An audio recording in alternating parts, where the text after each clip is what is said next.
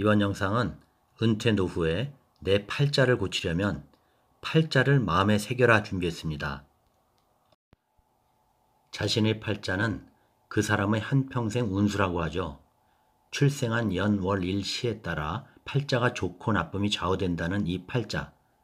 태어남은 스스로가 선택할 수 없는 것이기에 팔자는 정해진 것이고 운명처럼 받아들여지곤 했는데 그렇다고 팔자이니 손 놓고 살 수는 없죠.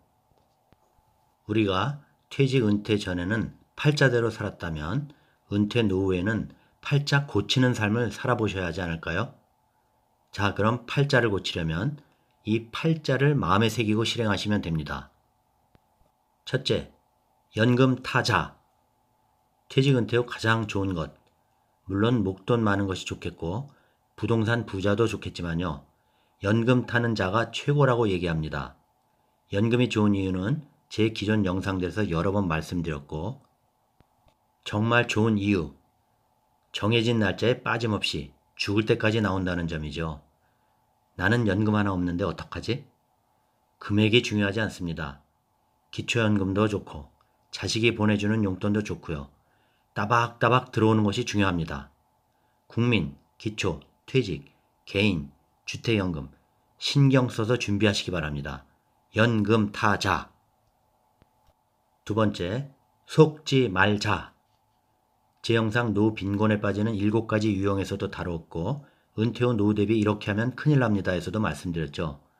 나이가 들면 정보를 직접 알아보고 확인하기보다는 가까이 있는 사람이 해주는 말을 잘 듣게 됩니다. 사람을 쉽게 믿다 보니 사기꾼의 표적이 되기 쉬운 것이죠.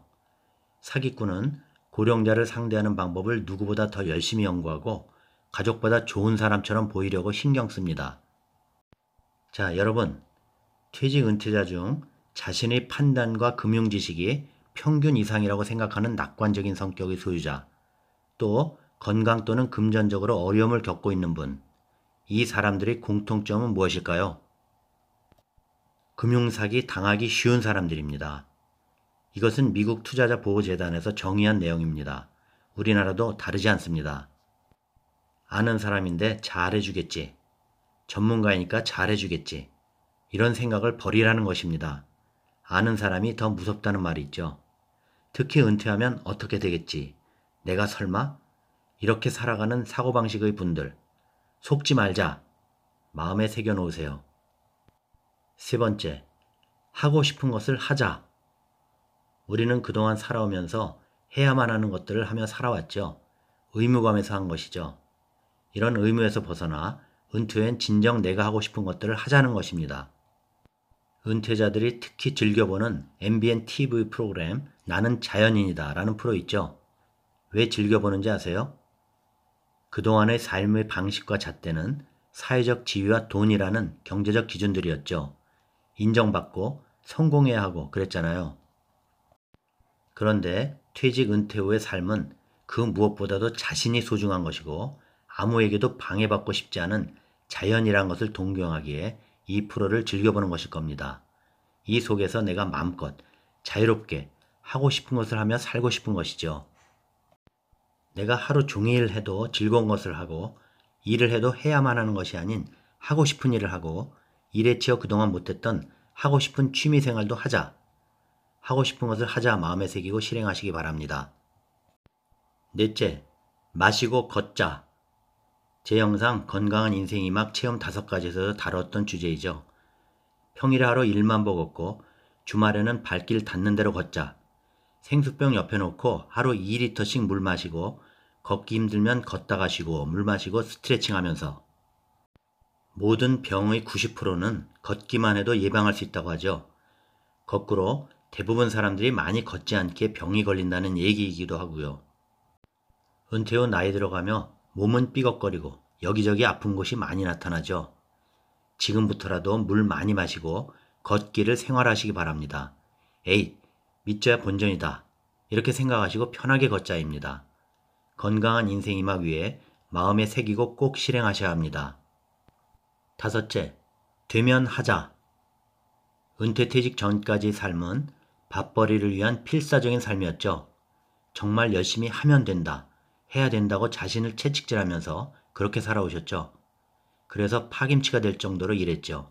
앞만 보며 달려오면서. 이젠 하면 된다가 아니라 되면 하자로 조금 천천히 편한 숨을 쉬면서 되면 하자로 살아야 하지 않을까요? 그래야 여러분의 건강 수명을 늘릴 수 있습니다. 되면 하자. 여섯째, 잘 입자. 나이 들수록 옷을 잘 입으라는 얘기 들으셨죠? 물론 사치하라는 것은 아닙니다.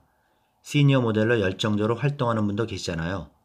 개성 있게 입는 것도 중요하지만 나만의 깔끔한 옷 매무새는 마음도 차분하게 해주죠.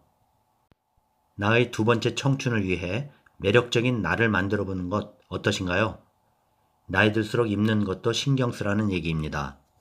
일곱째, 잘 쓰자. 남은 인생 아끼지 말고 다 쓰라는 말이 있죠.